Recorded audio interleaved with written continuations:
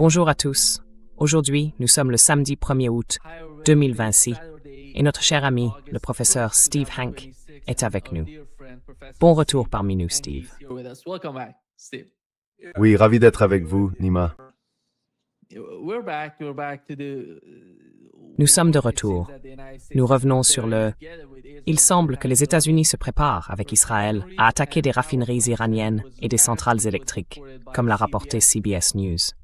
Et pas seulement CBS. Nous l'avons appris de sources israéliennes, d'autres grands médias, des médias généralistes aux États-Unis. Mais, au vu de la situation, selon vous, comment la guerre évolue-t-elle ou se reconfigure-t-elle? Et que voyez-vous venir avec cette nouvelle escalade s'ils attaquent cette nuit? Parce qu'il semblerait que toutes les ambassades américaines dans la région aient demandé à tous les citoyens américains de quitter la région dès que possible. Il semble que quelque chose de majeur va se produire.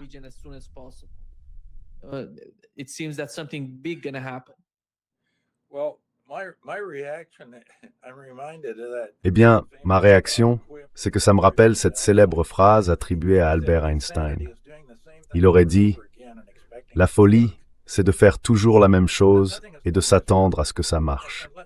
Rien n'a marché. » Et faisons simplement la liste, parce que les médias traditionnels déforment et dissimulent en grande partie ce qui se passe dans ces guerres, comme sur beaucoup d'autres grandes questions de politique publique. Si l'on regarde la guerre en Iran, ça a été un désastre total. Permettez-moi de faire 8 remarques.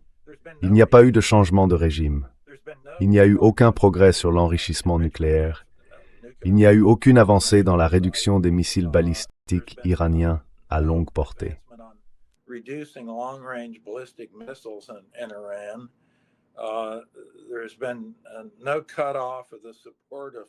Le soutien au Hamas, au Hezbollah et aux Houthis n'a pas été interrompu. 5. Le détroit d'Ormuz était ouvert, maintenant il est fermé. 6. Les bases militaires américaines dans le Golfe ont été endommagées, gravement endommagées d'ailleurs. La couverture médiatique sur ce sujet est assez stupéfiante. Tout est édulcoré, il y a eu beaucoup de dégâts, et en fait, beaucoup de soldats américains se sont réellement retirés du Golfe et l'ont quitté. 7. Un peu en lien avec cela, l'alliance des États-Unis avec les nations du Golfe n'est tout à fait ce qu'elle était. Disons les choses ainsi. Des brèches y ont été ouvertes.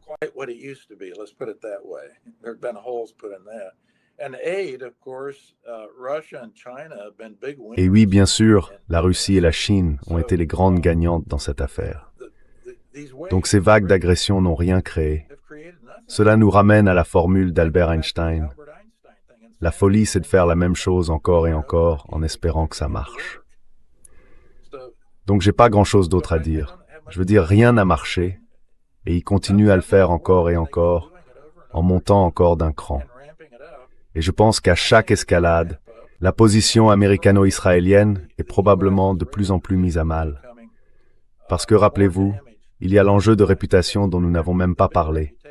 La réputation d'Israël est complètement au plus bas, et celle des États-Unis dégringole très rapidement.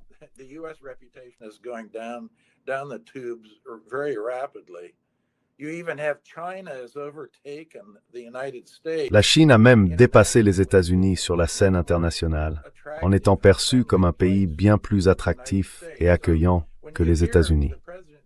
Alors, quand vous entendez le président des États-Unis parler comme il l'a fait hier à Camp David, ce n'est que du vent. C'est un bonimenteur. Il raconte n'importe quoi. La plupart de ce qu'il dit n'est pas vrai. Et la presse ne le reprend même pas là-dessus, soit dit en passant.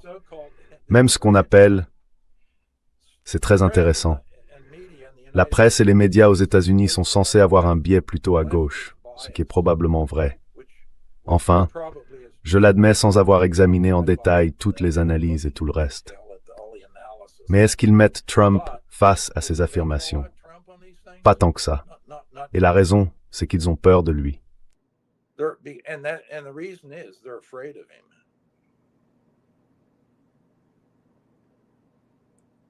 Oui, 6. Bref, cela nous ramène à mon ancienne règle, la règle des 95% de Hank. 95%, de ce que vous lisez dans la presse et de ce que vous voyez dans les médias est soit faux, soit sans pertinence. C'est la règle des 95% de Hank. Et là, on le voit de façon flagrante. Prenons simplement la région du Golfe, par exemple. Dans la région du Golfe, si l'on part de 2008, c'est la grande crise financière, et qu'on va jusqu'à la fin de 2025, et qu'on regarde le PIB, le produit intérieur brut, par habitant, ajusté en parité de pouvoir d'achat. Donc ce sont toutes de bonnes données provenant de la Banque mondiale. Et je fixe un indice à 0 en 2008, puis on regarde où en est cet indice à la fin de 2025. Excusez-moi, je le fixe à 100, et ensuite, on voit où en est cet indice à la fin de 2025. Grande surprise.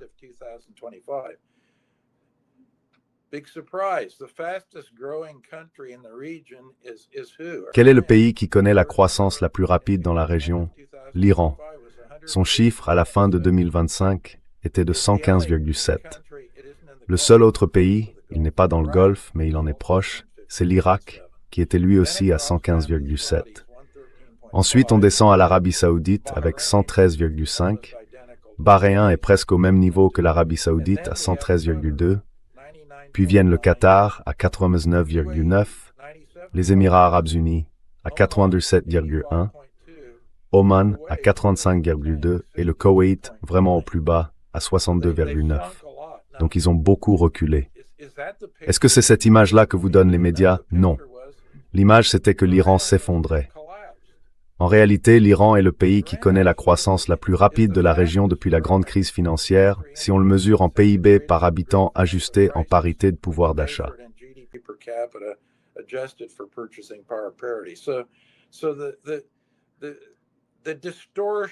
Les distorsions dans les médias sont tout simplement incroyables. Et hier encore, à Camp David, en parlant de l'Iran, le secrétaire au Trésor Bessant a répété, il répète sans cesse le même chiffre, que l'inflation a explosé et que l'Iran est à genoux à cause de l'inflation. Et puis il donne un chiffre, toujours le même, 180%. D'où il le sort, je n'en sais rien. Je suis le seul à mesurer avec précision chaque jour le taux d'inflation en Iran. Il est de 122% aujourd'hui, le 1er août.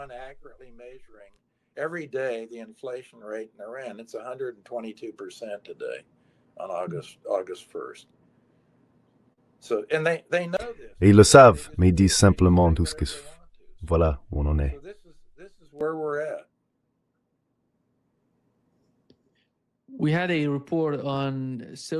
Nous avons eu un rapport sur l'économie saoudienne.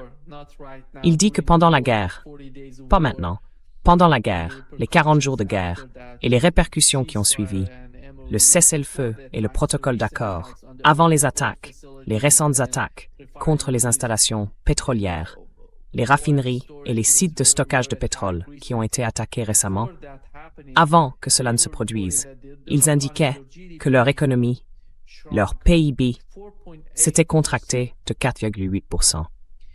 Quelle est votre compréhension de la manière dont leur économie souffre, d'une certaine façon?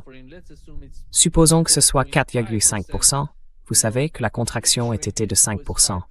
Et puis on voit l'Arabie Saoudite attaquer l'Irak, attaquer le Yémen, et de nouveau attaquer l'Irak, alors qu'elle attaque, avec les États-Unis, le gouvernement irakien, une partie de l'armée du gouvernement irakien. Et pendant ce temps, l'Irak dit « Nous n'étions pas derrière ces attaques contre l'Arabie Saoudite. » Mais il se passe quelque chose de très étrange en Arabie Saoudite. Je ne sais pas pourquoi. Comment l'expliquez-vous?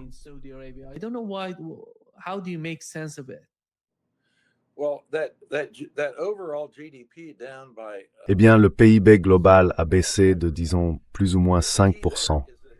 Le point essentiel, c'est que l'industrie pétrolière a, elle, chuté de 24%. Et c'est la plus grosse part de l'économie.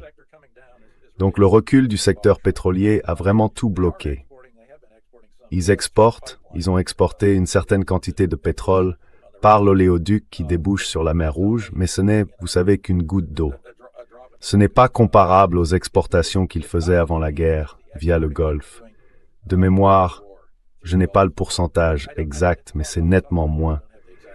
Je crois qu'ils tournent autour de 40% ou quelque chose comme ça, de ce qu'ils exportaient auparavant. C'est donc ce qui tire toute l'économie vers le bas. Quant à ce qu'ils font avec les Houthis au Yémen, ce sont essentiellement des rebelles chiites en Irak. Je ne pense pas qu'ils soient en confrontation directe avec le gouvernement irakien lui-même. Je pense que ce sont ces milices rebelles.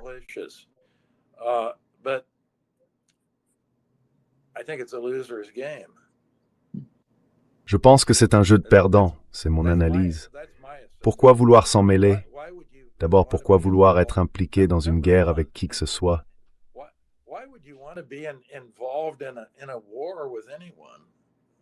Bellidge, qu'aime m'adresse ça?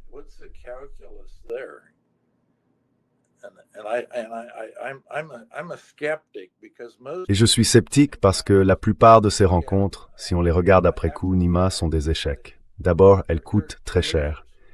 Et en général, elles n'aboutissent à rien. Donc, je ne sais pas exactement ce que préparent les Saoudiens.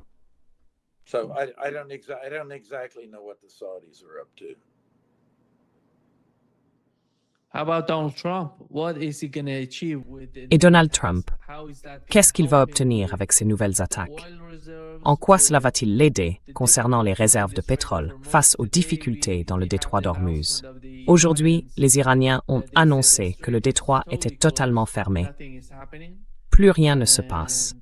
Et les attaques contre l'Iran, en quoi vont-elles résoudre ces problèmes?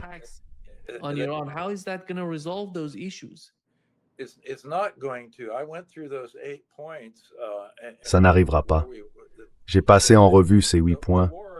Cette guerre a clairement été un désastre stratégique total pour les États-Unis. Et je dirais que d'une certaine manière, c'est probablement encore pire pour Israël. Et elle ne va rien accomplir. Elle va aggraver les choses. Ce qui est déjà une défaite deviendra une défaite plus grave après ces attaques. Donc encore une fois, la folie, c'est de faire la même chose encore et encore, en espérant que ça marche.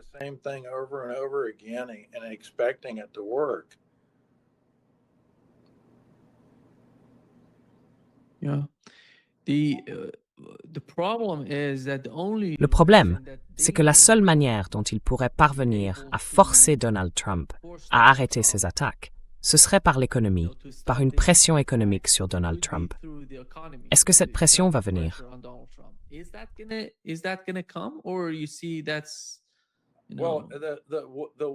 Eh bien, la guerre, dans l'ensemble, est très impopulaire et elle commence à affecter l'économie. Vous avez vu que le chiffre du PIB américain au deuxième trimestre a été nettement plus faible que ce que le consensus prévoyait. Et le problème de l'inflation est toujours là. Il ne va pas disparaître de sitôt. Et la popularité de Trump chute à des niveaux historiquement bas.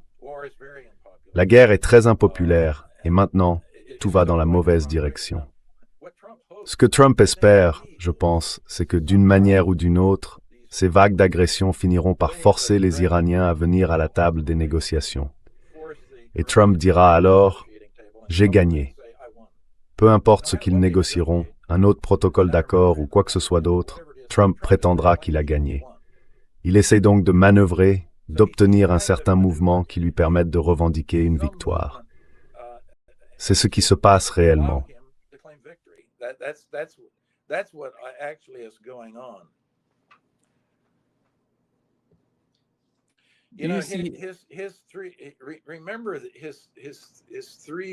Souvenez-vous des 3 principes qu'il a reçus de son mentor Cohn. Premièrement, attaquer, attaquer, attaquer. Deuxièmement, nier, nier, nier. Troisièmement, revendiquer la victoire, revendiquer la victoire, revendiquer la victoire. C'est tout ce qu'il a dans la tête. Les gens disent qu'ils n'arrivent pas à savoir ce qu'il a dans la tête. Eh bien, ce n'est pas vrai. C'est attaquer, attaquer, attaquer, nier, nier, nier, victoire, victoire, victoire. C'est tout. Donc, on dirait qu'il va encore attaquer. Il va nier tout ce que j'ai passé en revue sur ces 8 points qu'ils ont perdus, et il va revendiquer la victoire. D'ailleurs, il continue de dire « moins maintenant », parce que c'est devenu un peu embarrassant. Il continue de répéter qu'il a coulé la marine, qu'il a anéanti l'armée de l'air, qu'il a anéanti ceci, et qu'il a anéanti cela.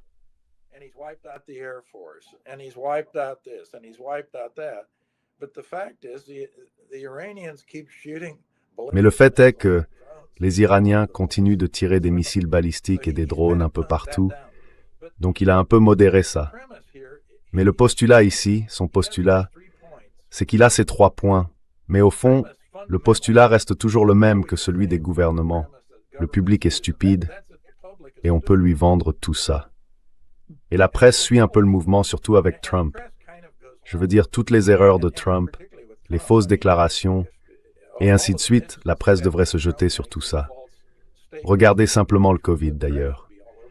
Cette semaine, le docteur Fauci a témoigné. Enfin, il n'a pas vraiment témoigné. Il a invoqué le 5e amendement 111 fois pour ne pas avoir à dire quoi que ce soit. Mais au fond, c'est le docteur mort.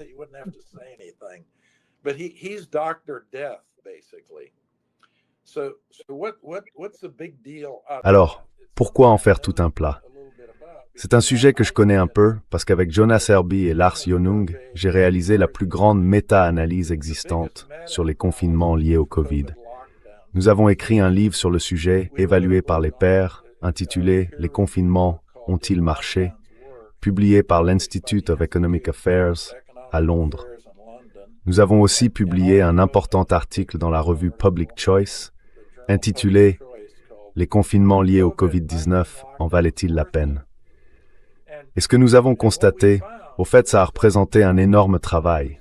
Nous avons examiné 18 590 études qui avaient été réalisées. Or, pour faire une méta-analyse, il faut disposer de données de très haute qualité que l'on puisse normaliser afin de comparer les études entre elles. Au final, il ne nous est resté que 22 études d'une qualité suffisante pour être retenues. Et voici nos résultats.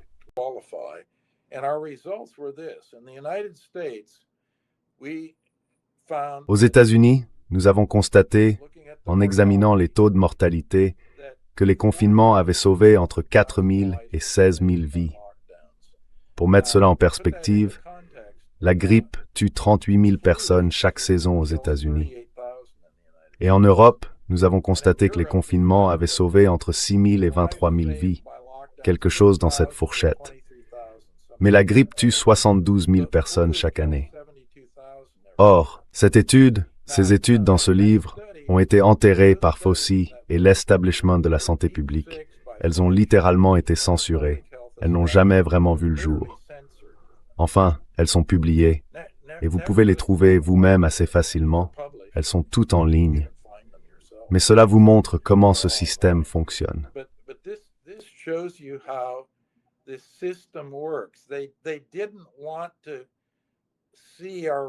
Ils ne voulaient pas voir nos résultats, parce que nos résultats montraient que les confinements avaient été la plus grande catastrophe de politique publique, peut-être de toute l'histoire des États-Unis. Rappelez-vous, les confinements n'ont eu qu'un effet minime. Ils n'ont pas sauvé beaucoup de vies. Et l'économie a été arrêtée, complètement arrêtée. Je veux dire, le coût a été énorme. Et ça a été une catastrophe de politique publique. On n'en parle jamais. L'autre chose dont on ne parle pas, concernant Fauci et le Covid, c'est le fait que, maintenant ça commence à sortir, il y a eu une bonne interview du professeur Jeff Sachs de Columbia, qui est aussi conseiller de l'Organisation mondiale de la santé. Et Sachs a dit très clairement que le Covid, le virus, avait été fabriqué aux États-Unis dans un laboratoire de l'Université de Caroline du Nord.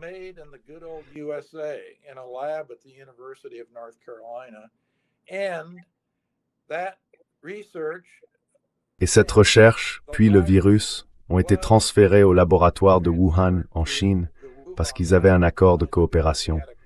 Et la fuite a eu lieu à Wuhan, mais elle ne s'est pas produite naturellement, comme Fauci et l'establishment n'ont cessé de le dire. Il a été produit dans un laboratoire. Et pas seulement ça, il a été produit dans un laboratoire aux États-Unis. Les États-Unis en étaient responsables. Un laboratoire aux États-Unis. Sachs a d'ailleurs très clairement dit que c'était une recherche très dangereuse. Le ministère de la Défense a même refusé de la financer. Ils ont dit que c'était trop dangereux, qu'ils n'allaient pas le faire. Mais une unité des National Institutes of Health, dont Fauci était le directeur, l'a financé. Donc cette histoire est tout simplement énorme. C'est gigantesque.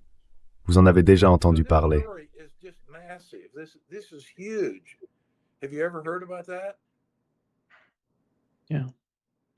Oui, je l'ai déjà entendu dire, encore une fois, par Jeffrey Sachs, le professeur Jeffrey Sachs. Oui, c'était le seul rapport.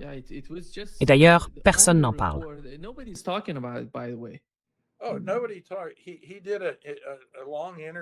Oh, personne n'en a parlé. Il a accordé hier une longue interview au juge Napolitano. Il a été très clair, très précis, très, vous savez, rigoureux et scientifique, disons. Et il a mis des réserves. Il a indiqué que nous ne connaissons pas cette conclusion avec une fiabilité de 100%. Et si nous ne le savons pas, c'est parce que Fauci continue d'invoquer le 5e amendement et continue de garder l'affaire sous le tapis. Et souvenez-vous, Fauci est le chouchou de la gauche. La gauche adore Fauci et continue de le défendre. Et Biden lui a en fait accordé une grâce. Et cette grâce portait sur tout ce qui pourrait se produire à l'avenir. Il est gracié pour ça. Voilà donc pourquoi je veux aborder ce sujet. Premièrement, je connais très bien la question du Covid, parce que j'étais sous pression face aux grands acteurs, face à Fauci et à l'établissement de la santé publique.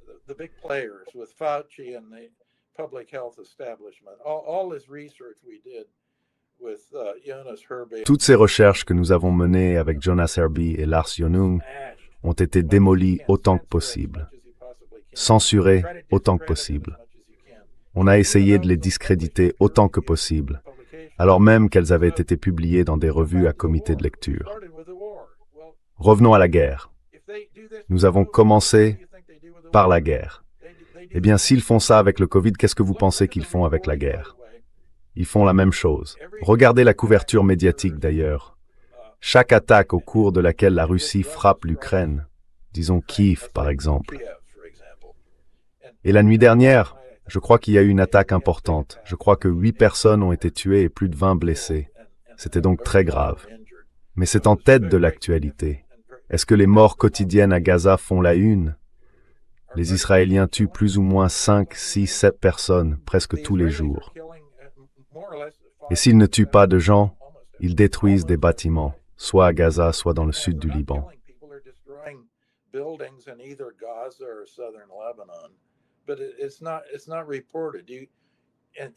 Mais les médias traditionnels n'en parlent pas de façon régulière, quelle qu'elle soit. Ce genre de choses devrait être rapporté, un décompte quotidien, un petit décompte quotidien dans le journal, tous les jours.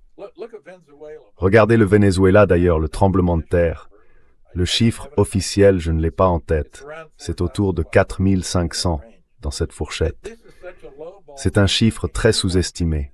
N'importe qui peut comprendre qu'il y a environ 40 000 personnes portées disparues qui vivaient dans ces logements sociaux qui ont été détruits. Et ce seront des morts.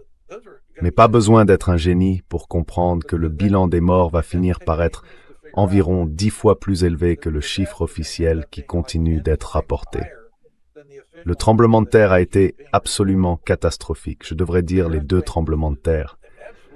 En fait, il y en a eu 2, oui 2.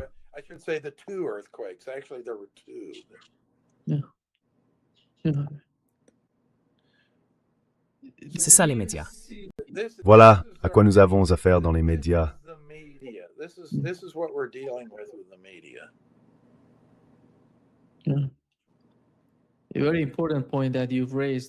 C'est un point très important que vous soulevez, je pense. Voyez-vous la possibilité de fusionner les 2 guerres, la guerre en Ukraine et la guerre en Asie occidentale? Zelensky en serait plus qu'heureux. J'imagine que Benjamin Netanyahou le souhaite aussi, parce qu'il pourrait alors s'asseoir et regarder ce qui se passe. Tous ces pays s'entretuer.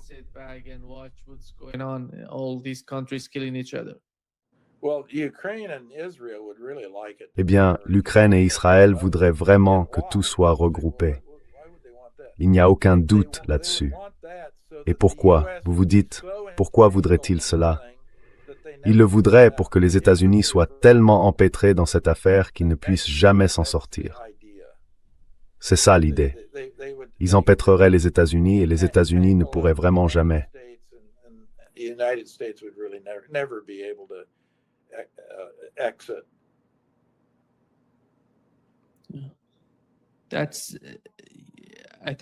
Je pense que ça se produit, dans une certaine mesure, à cause de l'attaque ukrainienne contre des cargos iraniens.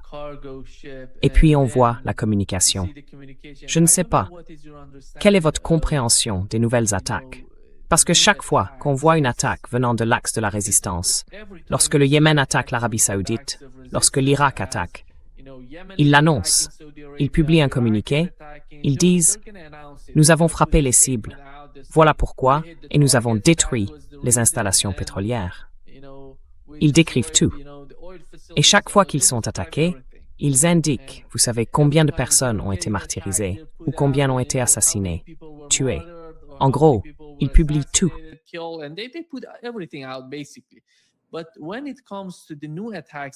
Mais quand on parle des nouvelles attaques contre l'Arabie saoudite, de la dernière attaque contre l'Arabie saoudite, et des attaques contre l'Égypte, 2 navires américains ont été attaqués en Égypte.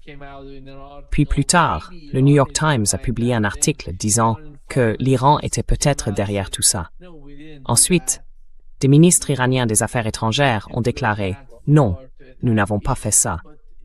Nous n'avons pas besoin d'aller aussi loin pour attaquer l'Égypte. » Mais selon votre compréhension, comment reliez-vous tous ces éléments? Est-ce que nous assistons à une forme d'opération sous faux pavillon? Est-ce que certains États sont, d'une manière ou d'une autre, derrière tout cela? Et qui va tirer profit de ce chaos qui s'étend, d'une certaine façon, en Asie occidentale? Eh bien, il y a 2 ou 3 choses à dire. D'abord, concernant l'Égypte,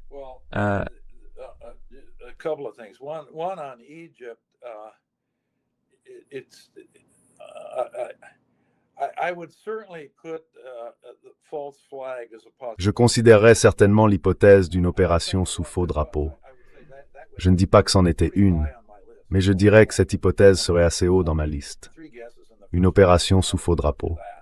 3 essais, et les 2 premiers ne comptent pas pour deviner qui ferait ça. Donc, ça c'est une chose. Maintenant, l'implication de, comme vous le dites, cette affaire ukraino-iranienne se recoupe déjà, en quelque sorte, disons, à cause de cette attaque en mer Caspienne. Parce que, pour cette attaque en mer Caspienne, il existe des éléments assez solides indiquant que la seule façon dont les Ukrainiens auraient pu cibler ce navire iranien en Caspienne, c'était avec un ciblage américain. Aucun autre pays n'a la capacité de cibler un navire en mer Caspienne. C'est en tout cas ce que je comprends, à part les États-Unis. Donc si c'est le cas, les États-Unis étaient impliqués. Et si les États-Unis étaient impliqués, ça veut dire que la guerre de l'Ukraine contre la Russie et la guerre américano-israélienne en Iran sont déjà liées à un certain niveau.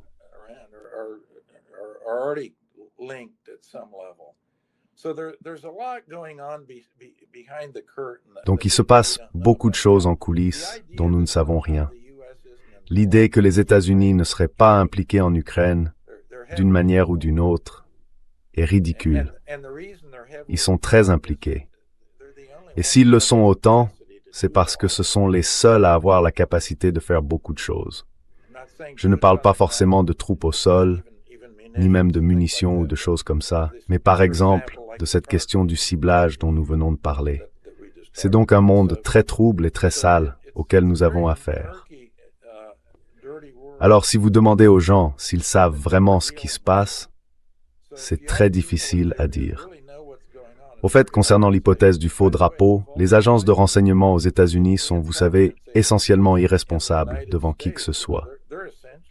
Elles figureraient donc certainement sur ma liste des auteurs possibles d'une opération sous faux drapeau.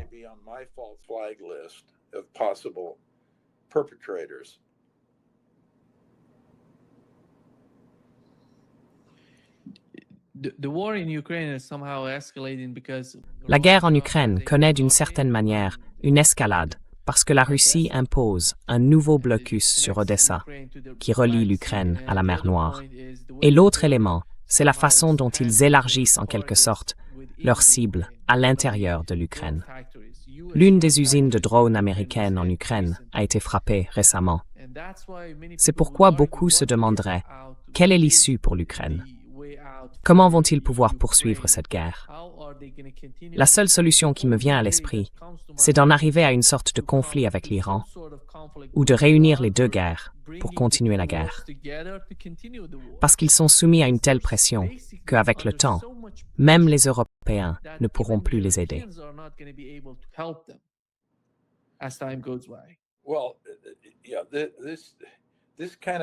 Eh bien, ce genre d'escalade fait assez peur, d'une certaine manière. Parce que si vous fusionniez ces deux éléments et impliquiez ouvertement davantage les États-Unis, alors ce qui a été une guerre par procuration avec la Russie, par exemple, deviendrait quoi? Eh bien, cela deviendrait une vraie guerre, comme une troisième guerre mondiale. C'est dans cette direction que ça irait, à mon avis. C'est extrêmement dangereux.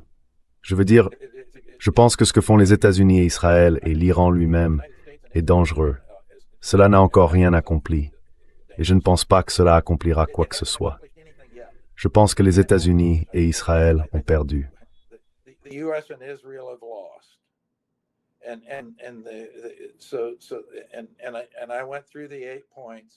Et j'ai passé en revue les 8 points.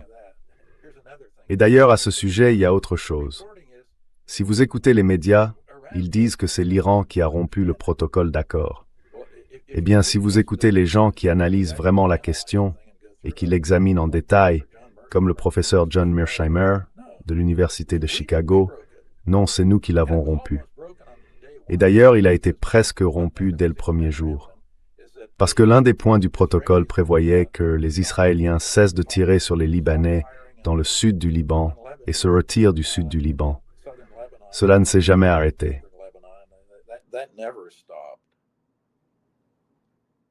Mais il y a eu d'autres infractions. Et Mearsheimer les examine en détail. Donc c'est encore une chose pour revenir à la question des médias, Nima. Tout est à l'envers. Vous savez, hier soir, j'ai écouté la BBC, j'ai aussi écouté Fox News. Et dans les deux cas, ils ont dit essentiellement la même chose au sujet du mémorandum d'entente. Parce qu'ils ont parlé, ils ont rendu compte de la discussion de Trump à Camp David hier, de sa réunion avec le cabinet à Camp David. Ils en ont parlé, puis ils ont glissé vers le mémorandum d'entente et vers la question de savoir qui l'avait rompu. Et bien sûr, c'était l'Iran qui l'avait rompu. Donc Trump doit faire ça parce qu'ils ont rompu l'accord. C'était une façon d'orienter le récit.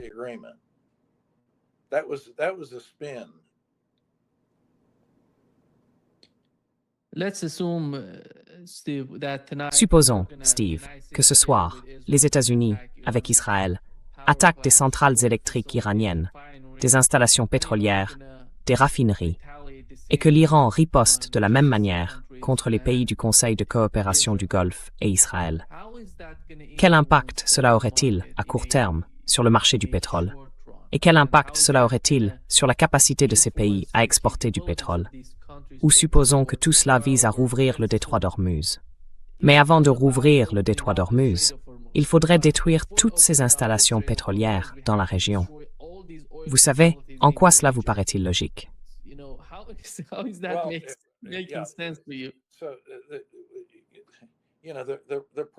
Oui, vous savez, le prix va augmenter, premièrement. Et le marché va commencer à se faire rattraper par la réalité. Parce que je pense qu'avec ces frappes, les Iraniens vont probablement frapper bien plus durement les installations pétrolières dans le Golfe qu'ils ne l'ont fait jusqu'à présent. Donc, il n'est pas seulement question du détroit. Si vous frappez les raffineries, par exemple, et que vous en mettez davantage hors service en Arabie Saoudite, peut-être que les Saoudiens ne pourront même pas produire assez pour alimenter un pipeline qui débouche sur la mer Rouge. Mais même cela est difficile, parce que les Houthis couperont complètement cette voie. Donc je pense que cela va tendre toute la situation. Je ne dis pas qu'ils vont mettre hors service des installations pétrolières, mais je pense que s'ils montent dans l'échelle de l'escalade, c'est là que cela va mener. Et peut-être qu'ils bloqueront complètement le détroit d'Ormuz. Il est presque totalement bloqué aujourd'hui. Presque, pas tout à fait, mais pour l'essentiel, il est bloqué. Mais il pourrait aller jusqu'à le bloquer complètement.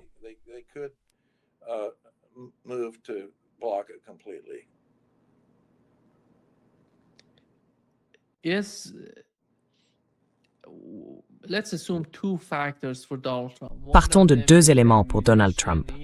Le premier, ce sont les munitions, les missiles intercepteurs, les stocks aux États-Unis.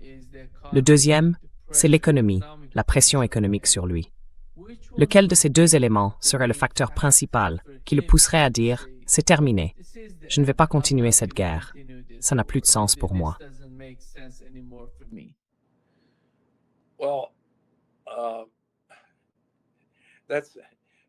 Eh bien, c'est une hypothèse.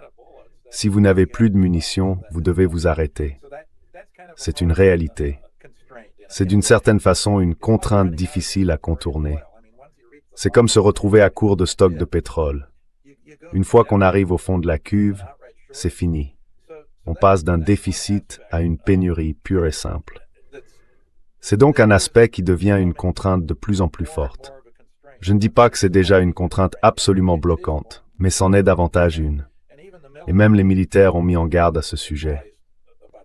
Même les faucons ont reconnu que les munitions étaient en quantité limitée.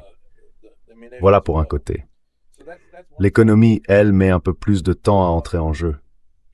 Mais si les prix du pétrole remontaient jusqu'à leur pic pendant cette guerre, je pense que la pression sur Trump deviendrait vraiment assez forte.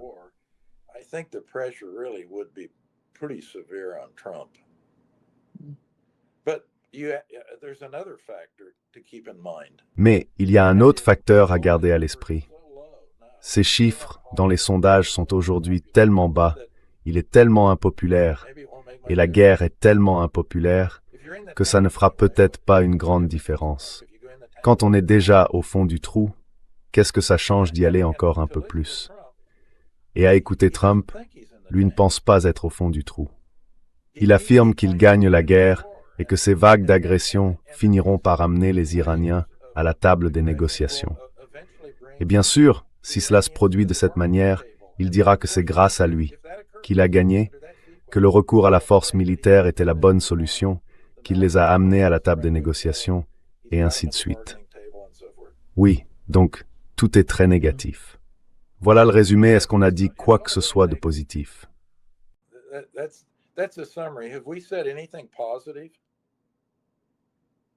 Exactement. Enfin, quel que soit l'angle sous lequel on le regarde, c'est tout simplement négatif. Oui, c'est incroyable. It's unbelievable. Et je pense que d'ailleurs, quand on est désespéré, qu'est-ce qui se passe? En football américain, il y a ce qu'on appelle une passe Hail Mary. C'est vraiment une passe du désespoir. Quand tout est perdu, on tente une passe Hail Mary pour miraculeusement marquer un touchdown. Et je pense que c'est essentiellement ce que Trump essaye de faire. Il essaye de tenter une passe Hail Mary. D'ailleurs, l'une des raisons pour lesquelles on fait ça, c'est qu'on n'a plus rien à perdre. Quand on est désespéré et qu'on n'a plus rien à perdre. Et quand on regarde les chiffres des sondages, lui non plus n'a vraiment plus rien à perdre.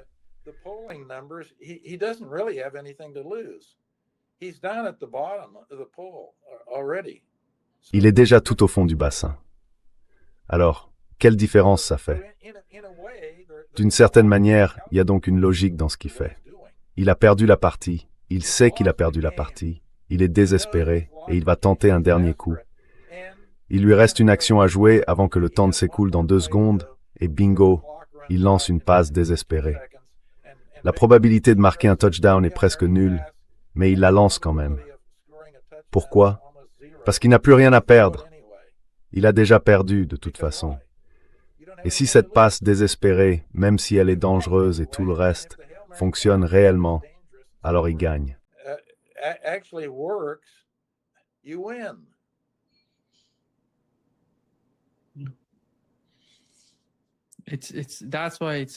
C'est pour ça que c'est, vous savez, à mon avis, tellement dangereux.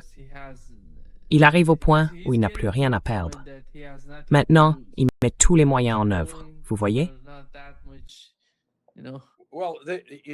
Eh bien, vous voyez, il le fait. Regardez les acteurs impliqués là-dedans. On a Trump aux États-Unis, on a Netanyahou en Israël, et on a Zelensky en Ukraine.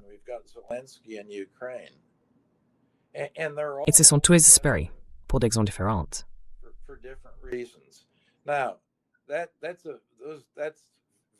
C'est très dangereux. C'est donc, je pense, une autre conclusion majeure à laquelle nous pouvons arriver aujourd'hui. Nous sommes dans une situation très dangereuse. Vous avez 3 dirigeants désespérés qui sont prêts, puisqu'ils n'ont plus rien à perdre, à tenter un coup de la dernière chance, l'équivalent d'une passe Hail Mary. Ils pourraient donc faire n'importe quoi.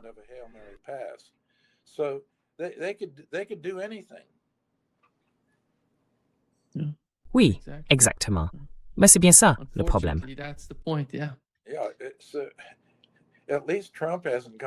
Oui, au moins, Trump n'est pas allé jusqu'à dire « on va larguer une petite bombe nucléaire tactique sur Téhéran ».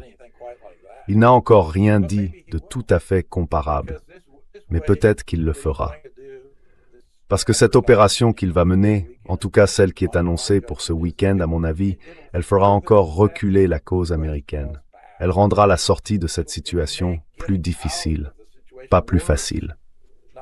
C'est pourquoi, encore une fois, le thème, c'est qu'on doit être honnête. C'est négatif. Négatif.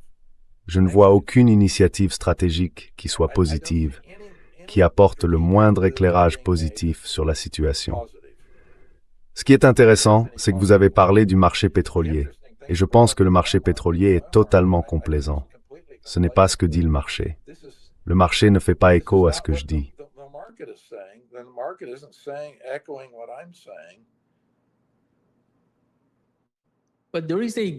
Mais il y a un écart, Steve, entre ce qui est écrit sur le papier, le prix du pétrole, et la réalité, et ces pays qui achètent du pétrole. Eh bien oui, il y a toujours un écart, c'est vrai. Donc là, nous parlons uniquement du marché du papier transparent. Et ce marché est, je pense, trop complaisant. Il devrait être bien plus vigilant qu'il ne l'est.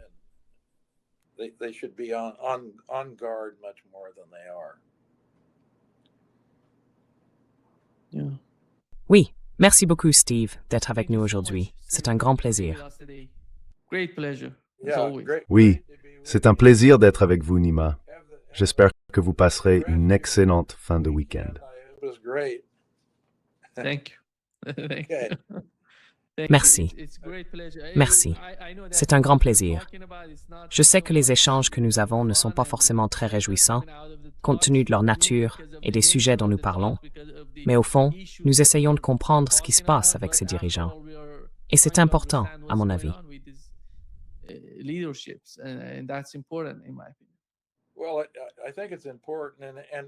Eh bien, je pense que c'est important, et vous ne le trouverez pas dans les grands médias. Peut-être que, si vous passez en revue l'ensemble des grands médias, vous pourrez faire quelques recoupements et relier les points.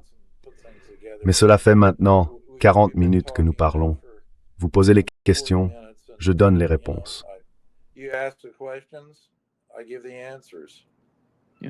Oui, exactement. Merci, Steve. D'accord. C'est un plaisir d'être avec vous, merci. D'accord. Au revoir. Okay. Bye.